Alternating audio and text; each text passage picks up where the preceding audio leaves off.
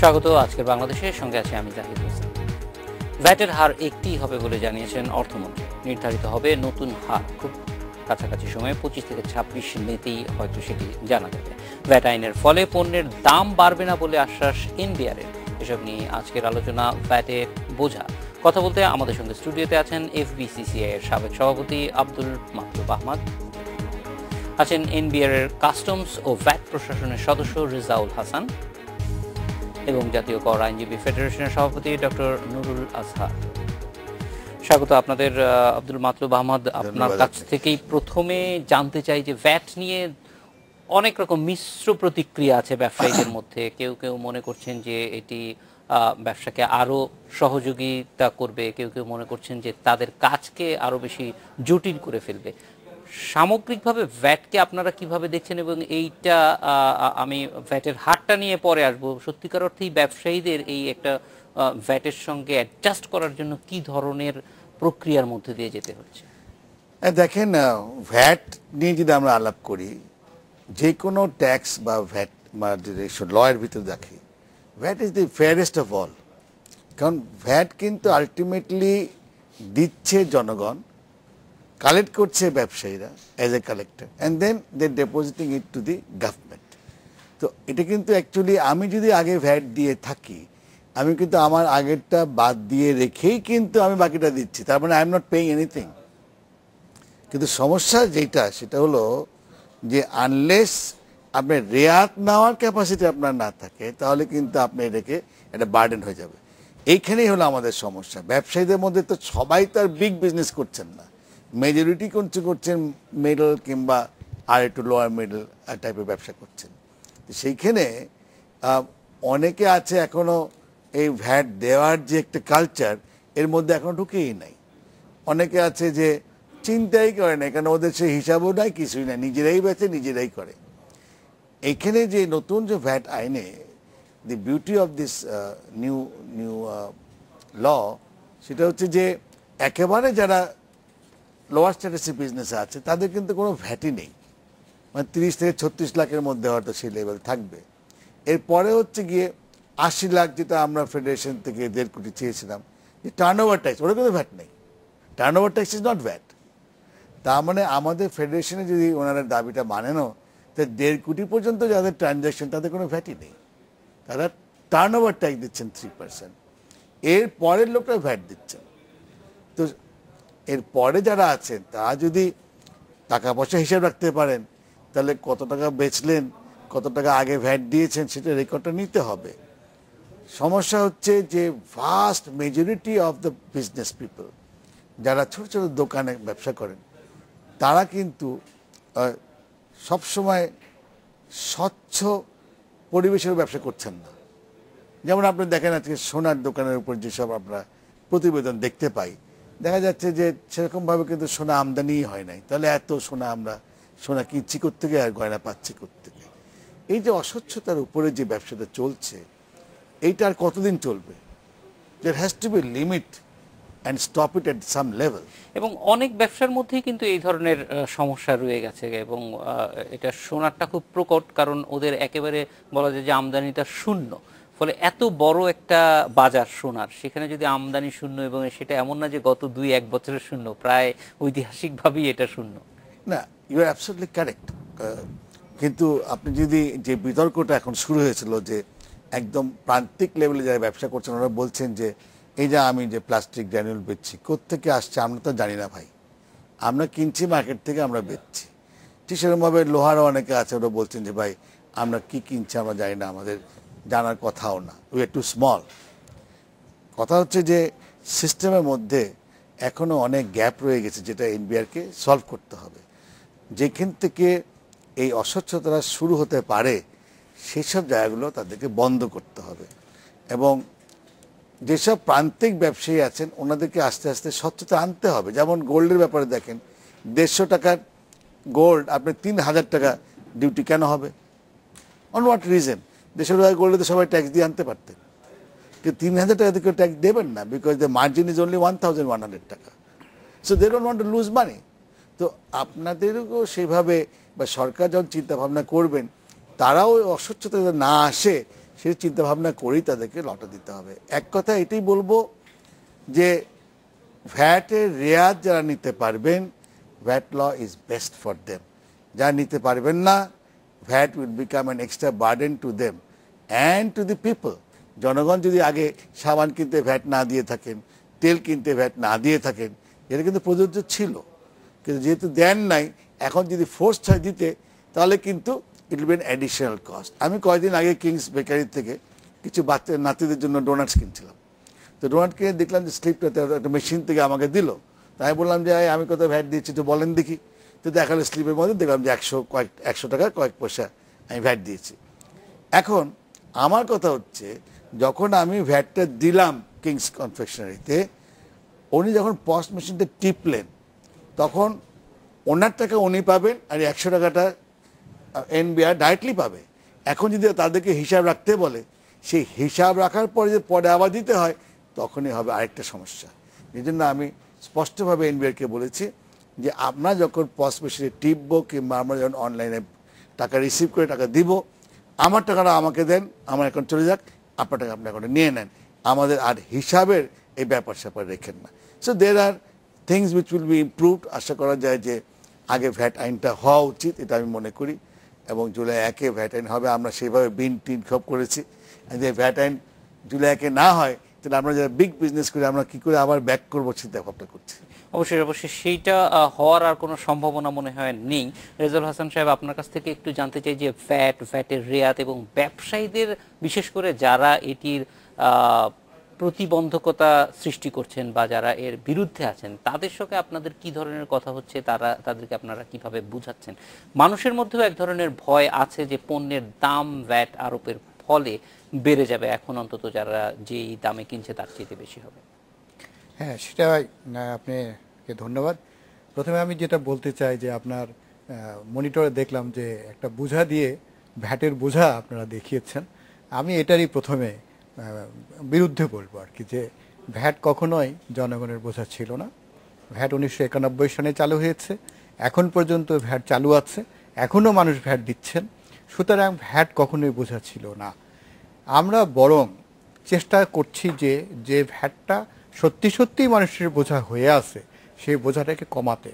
আমি যদি একটা উদাহরণ দিই, এটা আমি অনেকবারই দিয়েছি, যে একজন ব্যবসায়ী তিনি আমদানি পর্যায়ে 15% ভ্যাট দেন, এরপরে তিনি তার স্থানীয় বিক্রয়ের সময় একটা ভ্যাট দেওয়ার কথা।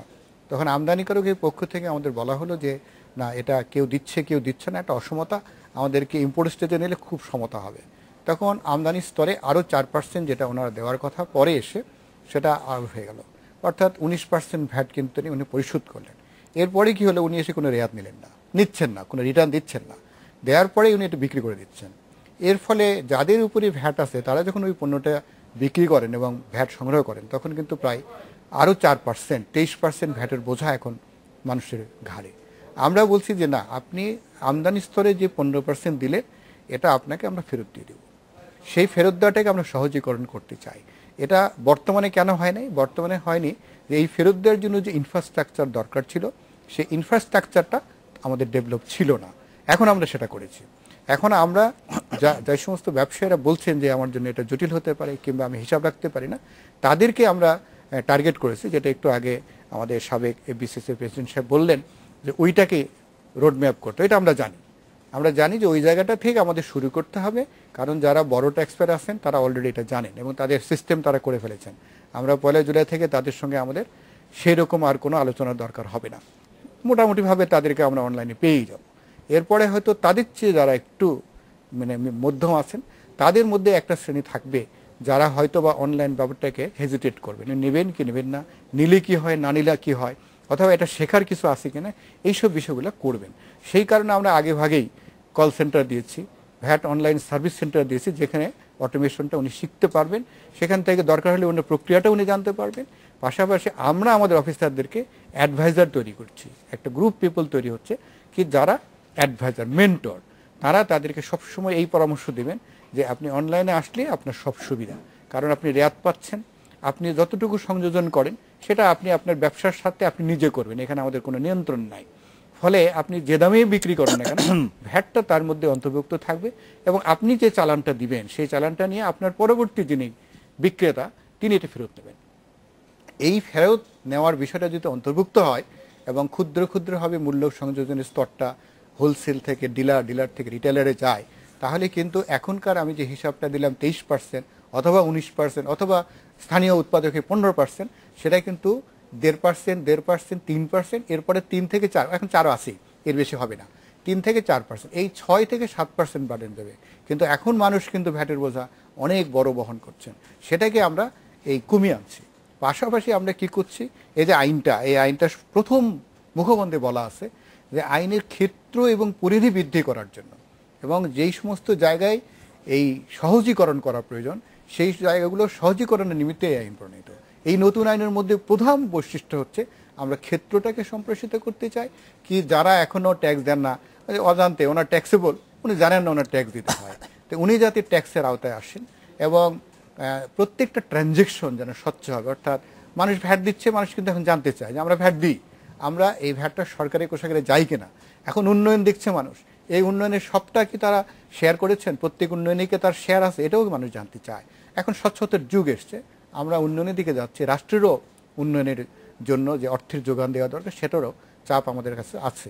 সেই জন্যেই আমরা এই সহজ করে এবং মানুষকে সহনীয়ভাবে আগামী 1 জুলাই থেকে আমরা ধীরে ধীরে সবার পর্যায়ে করবে না, মানে যাকে যতটা ভাবে আমরা মেন্টর করে এই পদ্ধতিতে আনতে পারি এবং যত লোককে আমরা অনলাইনে আনতে পারবো, সেটা হবে আমাদের জন্য সবচেয়ে বড় অ্যাচিভমেন্ট। অবশ্যই এই জায়গাটায় অনেক কাজ করার আছে। আমরাও যেই রকম মনে করি যে একটা জিনিস 100 টাকা দিয়ে কিনলাম কিন্তু আমাকে দিতে হচ্ছে 115 টাকা, তখন একটা মনে হয় যে একটা সাইকোলজিক্যাল ব্যারিয়ার কাজ করে যে আমি মনে হয় বেশি টাকা দিচ্ছি।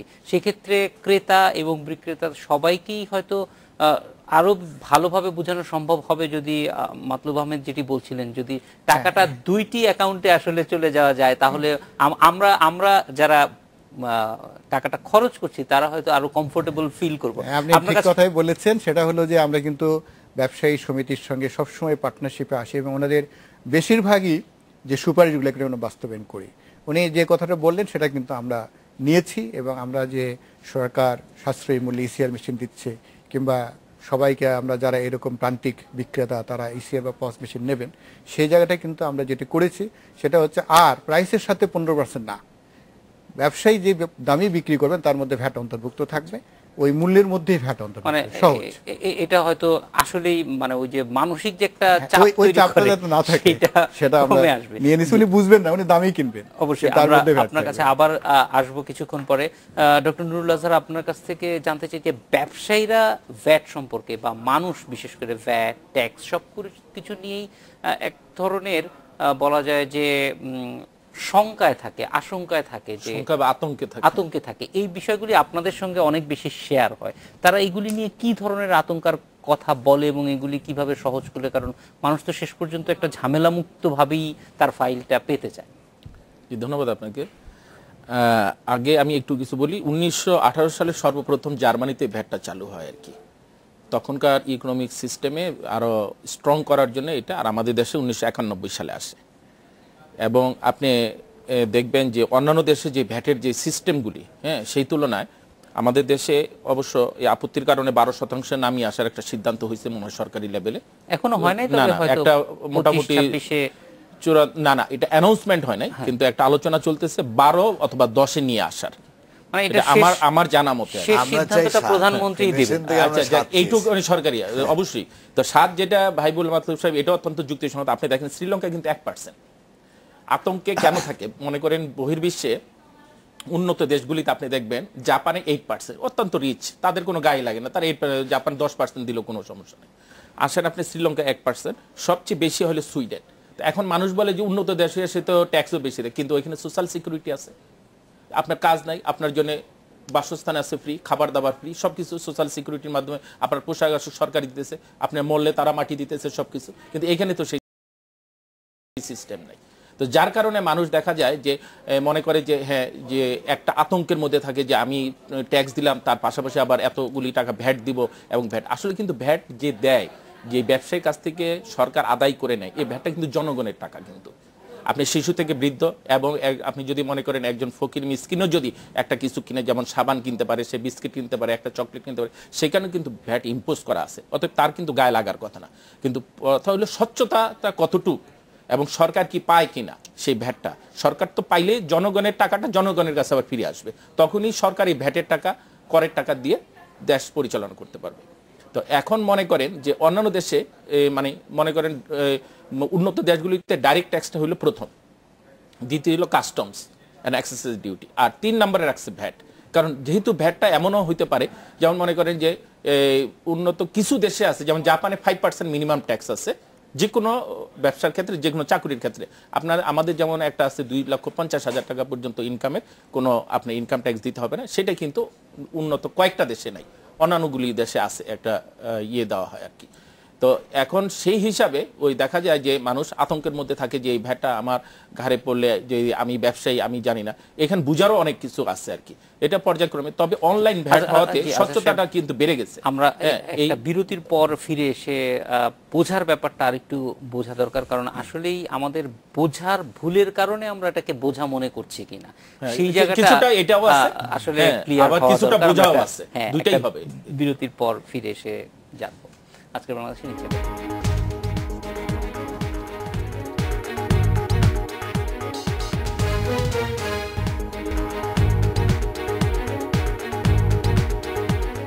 বিরতির পর ফিরে এলাম আজকের বাংলাদেশে। মাতলুব আহমেদ, আমরা যেটি ভ্যাটেরও যে বলছিলাম যে নানান রকমের ভয়, আশঙ্কা, আতঙ্ক আছে এবং যে 15% ভ্যাট দিতে হবে সেটি নিয়েও নানান রকম কথা আছে, যে এইটি 15% থেকে কমিয়ে নিয়ে এসে এটার বিস্তার আরও বাড়ানো যায় কিনা। কারণ আমরা দেখেছি যে ব্যক্তিগত যে কর, সেখানেও কিন্তু আমরা দেখেছি খুব অল্প মানুষের কাছেই বাংলাদেশের জনসংখ্যার অনুপাতে একদম খুবই নগণ্য মানুষ ট্যাক্স দেন, ফলে সেইটা ট্যাক্স নেটওয়ার্ক বানানো চাইতে বরং এই সংখ্যাটা আরো কমিয়ে নিয়ে আসা যায় কিনা, অন্তত সিঙ্গেল ডিজিটে রাখা যায় কিনা, সেই ব্যাপারে কি করণীয় আছে বা আপনারা? আপনি খুব একটা ইন্টারেস্টিং পয়েন্ট টাচ করেছেন। আপনি দেখেন আজকে আমেরিকাতে নতুন অ্যাডমিনিস্ট্রেশন আসার পরে ওরা কি করলো, প্রথমে ইনকাম ট্যাক্স সে 35-40 থেকে 15-তে নিয়ে আসলো। কেন করলো?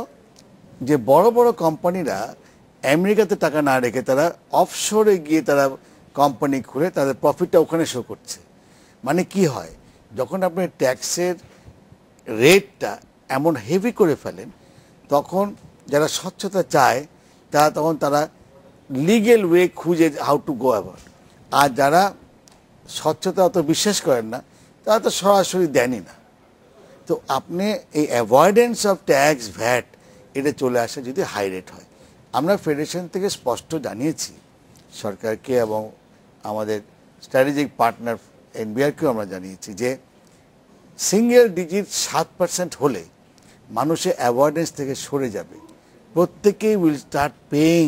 বিকজ আমরা একটা দেখেছি, ওনারা যখন ট্যাক্স ফেয়ার করেছেন, বাংলাদেশের জনগণ রেশনের মতো লম্বা লাইন দিয়ে কিছু নেবার জন্য যাচ্ছে না, তারা দেশকে তাদের ট্যাক্স দেবার জন্য লাইনে দাঁড়া যাচ্ছে। এবং লাস্ট ডে যখন হয়ে গেছে, মাটিতে বসেও তারা ফিল আপ করছে।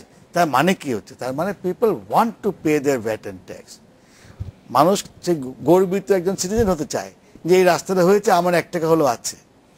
সেইটা সহজতর করতে হলে এনবিআরকে 1 নম্বর তাদের রেটটা নামাতে হবে। এটা আমরা দেখছি কর্পোরেটর হয়তো ওনারা কিছু নামাতে পারেন। ভ্যাটও আমরা শুনতে পেয়েছি 15% আগে যে অটুট ছিলেন, সেখান থেকে হয়তো কিছু নামাতে পারে। তো বেস্ট ফর্ম হচ্ছে এখন 7 দিয়ে শুরু করা এবং আস্তে আস্তে এটাকে বাড়ানো যদি দরকার পড়ে। যদি নেট বড় না হয়, যদি দেখা যায় যে আমাদের ভ্যাট তখন আপনার সাথে বাড়ান। কিন্তু ওনারা বলছেন উল্টো, বলছে দেখি আগে কত আসে, তারপর আমরা চিন্তা ভাবনা করবো কমাবো কিনা। আরেকটা যেটা বড় যেটা আমি সমস্যা দেখতে পেয়েছিলাম, সেটা হলো যে প্রথম এই ভ্যাটটা নিয়ে আলাপ আলোচনা হলো, তখন হাইয়েস্ট লেভেল থেকে মোটামুটি বলা হলো যে if you are not VAT compliant in July 1, then either you do business or you don't do business। মানে যারা ভ্যাট কমপ্লায়েন্ট হবেন না তাদেরকে কিন্তু ব্যবসা করতে দেওয়া হবে না। এরকম একটা হঠাৎ করে একটা আওয়াজ উপর লেভেল থেকে চলে আসছিল, যার ফলে মানুষের ভিতরে হঠাৎ করে ভয় পেয়ে গেছিল। কিন্তু আসলে কিন্তু ভ্যাটটা এখন যেভাবে ওনারা বলছেন যে পর্যায়ক্রমে এটাকে ইমপ্লিমেন্ট করা হবে, এবং যারা পারবেন তারা এখন চলে আসবেন, যারা পারবেন না তারা শিখে নেন কিংবা মেশিন ইম্পোর্ট করে নেন কিংবা আস্তে আস্তে সম্পৃক্ত হয়ে যান। That's is the right approach and I thank NBR for this. কারণ ইলেকট্রিক সুইচের মতো অন আর অফ করলে তো আর ভ্যাট আইন হবে না, কারণ ওনারা নিজেরাও কিন্তু প্রায় 5 বছর লেগেছে এটা একটা লেভেল নিয়ে আসতে। এখনও কিন্তু যদি রিয়েলি গো ডিপ ইনটু ইট, ওরা কিন্তু 100% কিন্তু শিওর না এখনো অফ দ্য হোল সিস্টেম। তাদেরও কিন্তু একটা টিচিং প্রবলেম আসবে। সেজন্য আমি মনে করি যে ভ্যাট আইন সম্পর্কে এখন যে ওনাদের যে stand, that is the right stand. ওটা হলো মানুষকে সময় দেওয়া, ব্যবসায়ীদের সময় দেওয়া, ছোট বড় সবাইকে সম্পৃক্ত করেই এই ভ্যাট আইনটা করা। So I am very happy যে ওনারা সেই দিকেই যাচ্ছে। অবশ্যই রেজাউল হাসান, এই ক্ষেত্রে যে আমাদেরও মূল যেটা অবজারভেশন আমরা দেখেছি, আমাদের দর্শকরাও বিভিন্ন সময় যেটি জানিয়েছেন যে হারটা কেমন হওয়া উচিত, আর সবচেয়ে বড় বিষয় যেটা যে অনেক বেশি বিস্তার হওয়া প্রয়োজন। বিস্তারের ক্ষেত্রে আপনাদের জোরটা কিরকম থাকছে, যেন একদম মানে শেষ যিনি আছেন তার কাছ থেকেও ট্যাক্সটা বা ভ্যাটটা আদায় করা সম্ভব হয়? যে আমি শুরুতে বলেছিলাম যে এই আইনটা কি উদ্দেশ্যে করা হয়েছিল, সেই কথাটা আমি কিন্তু বলেছি। এটা উদ্দেশ্যই কিন্তু বিস্তার, অর্থাৎ আমাদের ক্ষেত্রটাকে সম্প্রসারিত করা। সেই লক্ষ্যে আমরা আমাদের কাজগুলোকে এভাবে ভাগ করেছি কি যে যারা কমপ্লায়েন্ট, যারা এই ভ্যাট ব্যবস্থার সাথে সব, তাদের প্রতি আমাদের সক্ষমতা রয়ে গেল। আমরা কম্পিউটারের মাধ্যমে বা অনলাইনে তাদের সিস্টেমটাকে মনিটর করছি, এটা আমাদের একটা বড় সক্ষমতা। তাহলে এই অংশ নিয়ে আমাদের অফিসারদের করণীয় কিছু থাকবে না। কিন্তু এরপরে আসতেছে কি যে যারা মাঝারি ধরনের কমপ্লায়েন্ট, তখন তাদের ক্ষেত্রে কিন্তু আমরা মাঝারি ধরনের আমাদের কমপ্লায়েন্স যে রুল বা প্রিন্সিপাল সেটা অ্যাপ্লাই হবে। এরপর হচ্ছে যারা একেবারেই কমপ্লায়েন্ট না, নন কমপ্লায়েন্ট, তাদের প্রতি আমাদের ফুল এনফোর্সমেন্টটা দেওয়া হবে। এই এনফোর্সমেন্টের মানে এই নয় যে আপনি ভ্যাট দেননি বলে আপনাকে শাস্তি দেওয়া হবে কিংবা আপনাকে ভয়ভীতি দেখানো, তা নয়। এই কমপ্লায়েন্সের প্রথম দিকে শুরুর থেকে আমাদের কাজটা হবে তাদেরকে বোঝানো এবং তাদেরকে কোনটা সুবিধা বেশি আর কোনটা সুবিধা কম এই অ্যাডভাইসটা করা। এবং যারা এই সুবিধা ভোগ করছেন প্রয়োজনে তাদের সঙ্গে আমাদের, যেরকম আমরা এই বিগত সময়ে প্রায় 3 লক্ষ লোককে সমাগম করেছিলাম নতুন ভ্যাট আইন সম্পর্কে জানাইতে এবং পুরাতন এবং নতুন ভ্যাট আইনের মধ্যে কী পার্থক্য সেটা বোঝাতে। এবং আমরা প্রায় 200 জন ব্যবসায়ীদের মধ্যে টিউটি করেছি এইসব বুঝাই, যে আপনারাও এই মেসেজটা তাদের কাছে নিয়ে যান। এদেরকে নিয়ে আমরা পরবর্তী করে এ ধরনের একটা সম্মেলন করব, আলোচনা অনুষ্ঠান করব, যে আসেন এই যে দেখেন ইনারা এটা করে কিন্তু সুফল পেয়েছেন, আপনিও এটাকে সুফল পেতে পারেন। এভাবে আমরা যত দ্রুততার সঙ্গে সম্ভব একেবারেই যে পর্যায়ে ভ্যাটে যে একটা এন্ড পর্যায়ে বলতে আমাকে অবশ্যই 80 লক্ষ টাকা বার্ষিক টার্নওভার তার উপরে যিনি তাকে কনসিডার করতে হবে। আমি ভ্যাট নিয়ে কিন্তু তার সম্পর্কে কথা বলবো, যার টার্নওভার তার নিচে তাকে নিয়ে কিন্তু আমি কথা বলছি না, বা তিনি আমার এই কমপ্লায়েন্স রুলের মধ্যে পড়বেন না। আমাদের এখানে একটা বোঝার জন্য, ধরেন আমি একটা সাবান কিনলাম, সাবানের মধ্যে তো ভ্যাট থাকবে, এবং সেই সাবানটা আমি পাড়ার দোকান থেকে কিনলাম যার হয়তো বছরে 12 লাখ টাকার বেশি বিক্রি না, সেক্ষেত্রে এই ভ্যাটটা আপনারা সংগ্রহ করছেন কার কাছ থেকে?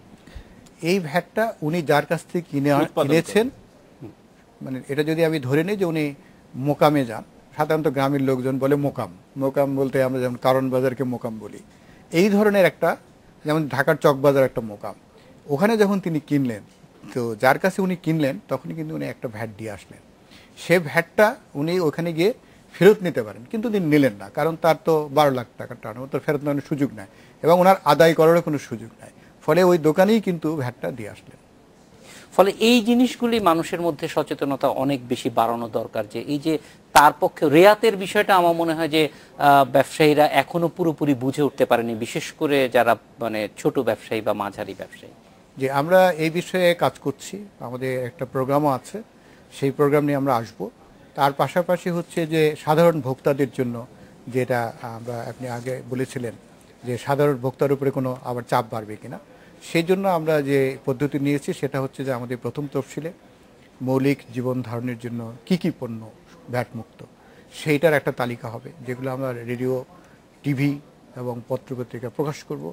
এমনকি আমরা বিভিন্ন ব্যবসা প্রতিষ্ঠানে এই তালিকা ঝুলিয়ে দেব যে এই দোকান ভ্যাট দেয় কিন্তু এইসব পণ্যের উপরে আপনার কোনো ভ্যাট নাই, অথবা এই সেবার উপরে আপনার কোনো ভ্যাট দিতে হবে না। এই ধরনের প্রচারণা আমরা চালাবো। অবশ্যই মানুষ যত বেশি জানবে ততই হয়তো এটা সুবিধা পাওয়া যাবে। পাশাপাশি ভ্যাট ফ্রি নিয়ে একটা বলে নেই ইম্পর্টেন্ট জিনিস, এটা হচ্ছে যে ভ্যাট কোনটা ফ্রি না ওরা একটা লিস্ট করছেন। সেখানে আমরা লিস্টের মধ্যে দেখলাম যে বাস, মিনি বাস, ট্যাক্সি কিন্তু ভ্যাট নেই। আবার একই ক্লাসের আছে truck, mini truck, pickup, এদের মধ্যে আবার 15% ভ্যাট। এটা নিয়ে অলরেডি হচ্ছে শুরু হয়ে গেছে বাজারে। তো ওনারা যে ডান হাত বাঁ হাতকে একভাবে দেখছেন না, এটারও কিন্তু সমস্যা রয়েছে। সেটা আমি ওনাদের বলছি যে হয় আপনি সবাইকেই ভ্যাট নেন, আর নাহলে কাউকেই নিয়েন না। কিন্তু একজনকে নিলেন একই গোত্রের, আরেকজনকে নিচ্ছেন না, তো এইখানে কিন্তু একটা আনইভেন প্লেইং গ্রাউন্ড হয়ে যাচ্ছে। এটা তো আপনি আমাদের সহযোগিতা করছেন যে যারা ভ্যাট দিচ্ছেন তারা বলছেন যে আমারটাও নেন, আর যারটা নেননি তারটাও নেন। তো সেটা তো এনবিআরটা তো হ্যাপি, লেভেল প্লেইং কোনো সমস্যা নাই।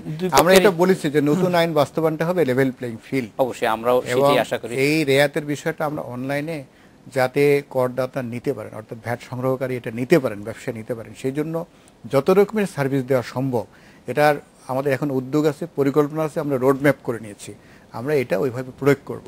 আমাদের আলটিমেট উদ্দেশ্য হচ্ছে কি যে একটা পরিবর্তন।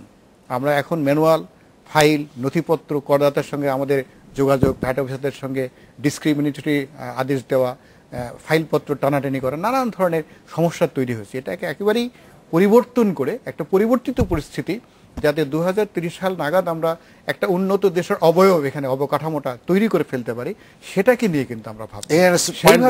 আমি একটা বিরতিতে যাব, বিরতির পর ডক্টর আজহার আপনার কাছে আসব।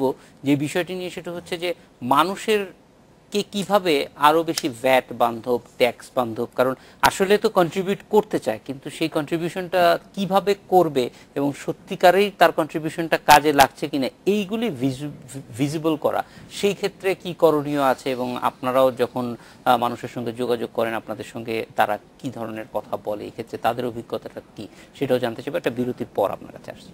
আজকের বাংলাদেশ নিয়ে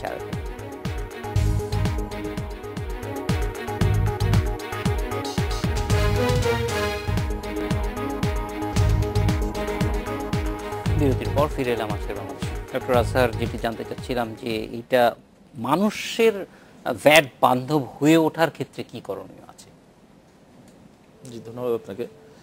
আমি মাতলুব ভাইয়ের একটা প্রশ্নের উত্তর দিই। ওই যে মিনি বাস, এখানে যে দুই ধরনের দ্বৈত নীতি ব্যবহার করা হয়েছে, এটা আমাদের কয়েক জায়গায় প্রস্তাব ছিল যে মনে করেন যে আপনি যদি এখানে প্যাকেজ ভ্যাটটা তৈরি করে দিতে, যে আপনার 10টা গাড়ি আছে, আপনি 3000 করে 30,000 টাকা সরকারের প্রতি বছর ট্যাক্স দিতে হবে। এখানে কত টাকা আপনি সেল হইলো বা ইয়ে হলো সেটা দরকার না। যেমন আপনার জাহাজের ক্ষেত্রে প্রিজামটিভ ট্যাক্স আছে, কিন্তু ওই যে আপনার নৌ চলাচল করে যে সেই সব জাহাজের ক্ষেত্রে।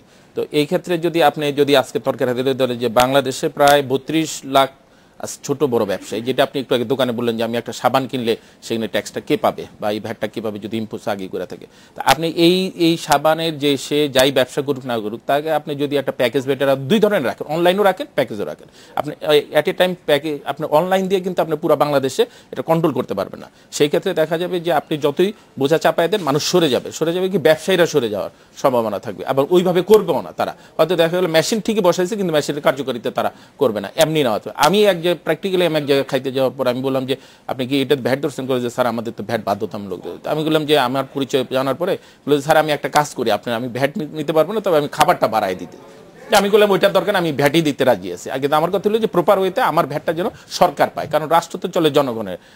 তো এই ক্ষেত্রে ওই যে ভয়ভীতি যেটা কাজ করে, সেটা কিন্তু আসলে ভয়ভীতি এই কিছু কিছু ক্ষেত্রে তৈরি হয়েছে যে অনলাইন হইলে আমার সবকিছু জেনে ফেলবে সরকার, এবং এইখানে কত টাকা আমার হচ্ছে আপনার সেল হওয়ার পর আমি যদি না দিই কি হয়, এই ধরনের আইনগত কিছুটা মানে না জানার কারণে যেটা হয় সেইটা একটা মানুষের ভিতরে কাজ করতেছে।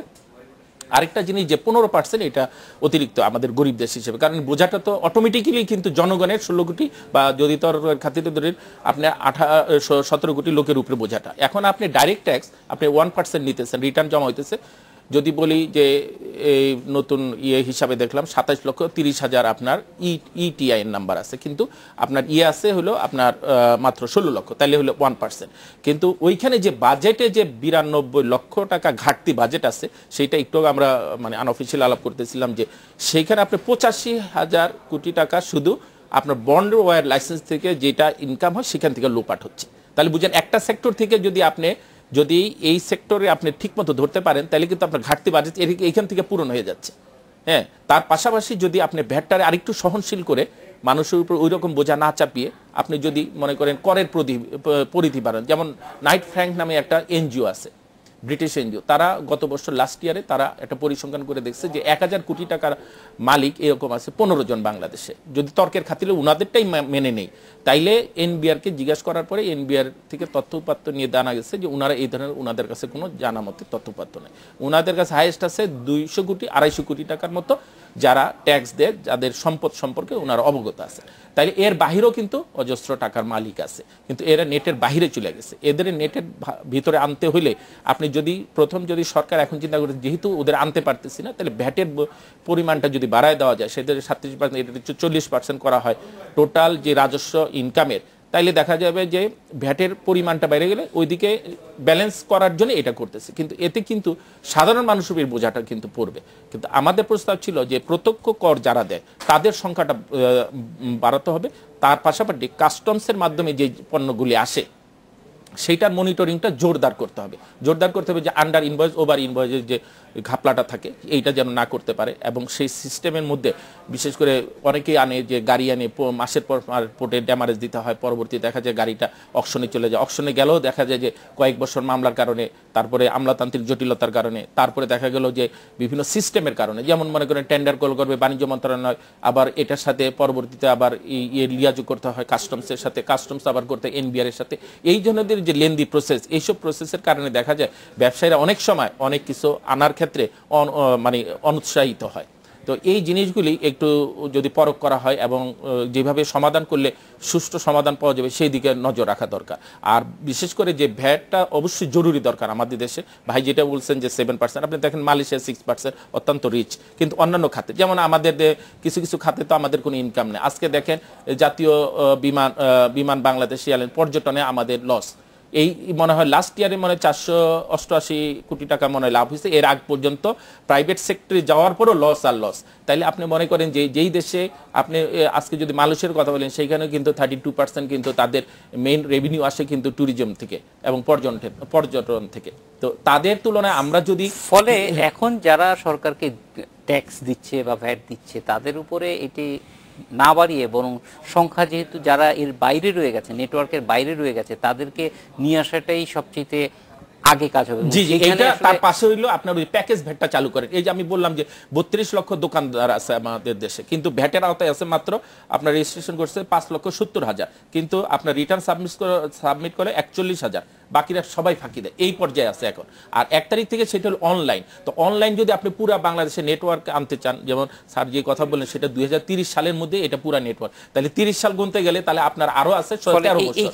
এই 13 বছর আপনি কি করবেন? প্রশ্নটা এখানে। যদি আপনি ছোট ছোট ব্যবসায়ীদের এই যে যেমন গাড়িতে আপনি 2 রকম না করে, আজকে যে হরতালের যে সিস্টেমটা হইলো, কয়েকটা জেলা উপজেলা লেভেলে হরতাল হয়েছে তারা এই যে দ্বৈত নীতির কারণে। তো যদি আপনি বলেন ওই যে যেটা আমি বলছিলাম যে আপনার 10টা ট্রাক আছে বা আমার 5টা ট্রাক আছে, আমার আপনি 3,000 টাকা করে ভ্যাটের ইম্পোজ করে আপনি 15,000 টাকা তাইলে হয় কি যে আপনি প্রথমে নেটে নিয়ে আসেন তাদেরকে, নেটে নিয়ে আসার পরে পরবর্তীতে আপনি বলেন 10 বছর পরে আপনারা অনলাইনে ঢুকে যান, তখন সেটার একটা নির্ধারিত রোডম্যাপ থাকা দরকার।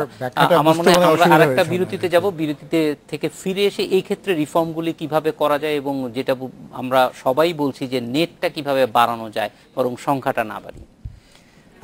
আজকের বাংলাদেশের ইচ্ছা আর কেবল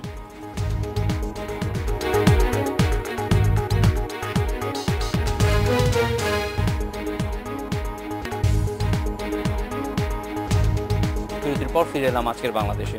জনাব রেজাউল হাসান, আমরা গত বছরও দেখেছি যে বাজেটের আগেই ক্ষুদ্র ব্যবসায়ীরা প্যাকেজ ভ্যাটের আওতায় রাখার জন্য আন্দোলন করেছে ঢাকায়।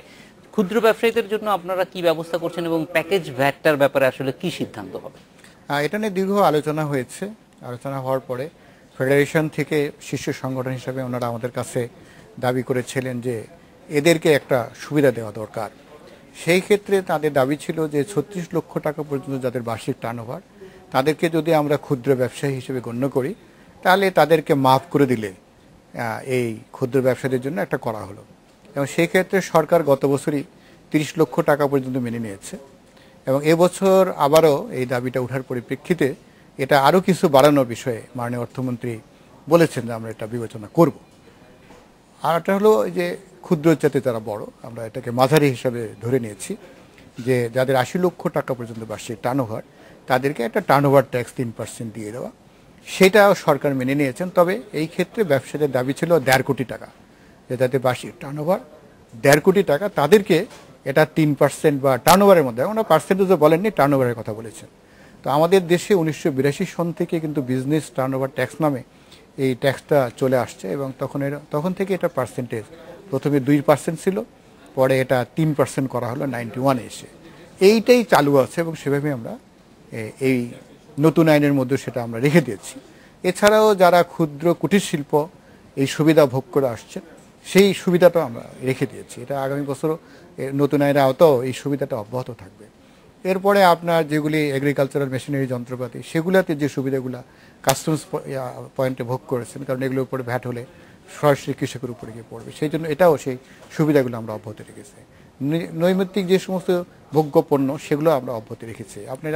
আমরা ভ্যাটের হার নিয়ে কথা বলছিলাম, আমরা এটা নিয়ে যখন নিজেরা স্টাডিতে বসলাম, তখন দেখলাম যে যেসব দেশে ভ্যাটের হার কমানো হয়েছে তার দুটো বিষয় খুব ইম্পর্টেন্ট। একটি হলো তাদের দেশে অব্যাহতিপ্রাপ্ত পণ্যে বা সেবার সংখ্যা খুবই কম, একেবারেই নগণ্য, এবং আমাদের মতো এরকম মানে অব্যাহতির যে স্ল্যাব বা সীমা, সেটাও তাদের নাই। আরেকটা হলো যে ট্রানজেকশন, মানে সকলেই মেশিন ব্যবহার করে, বেশিরভাগই আপনি যেখানে দেখেন খুব কম লোক যারা মেশিন ব্যবহার করে। এই ট্রানজেকশনটা মেশিন ব্যবহার করার ক্ষেত্রে তো সরকার বিনিয়োগ করতে পারে। সেই জন্যই যে আপনি প্রশ্নটা করলেন যে আমরা ক্ষেত্রটা কিভাবে বাড়াতে পারি, এটাই হচ্ছে একটা, আমি বলবো এটা একটা উদাহরণ, যে আমরা এই মেশিনের সাহায্যে যাতে রুট লেভেল পর্যন্ত, অর্থাৎ যাদের বার্ষিক টার্নওভার 80 লক্ষ টাকার উপর হবে, তারা যেন সকলেই মেশিন ব্যবহার করে তার বিক্রিটা স্বচ্ছ করতে পারেন, এবং জনগণ যে ট্যাক্সটা দিল সে স্বচ্ছভাবে সরকারি কোষাগারে জমা হয়, সেই বিষয়টা আমরা নিশ্চিত করব।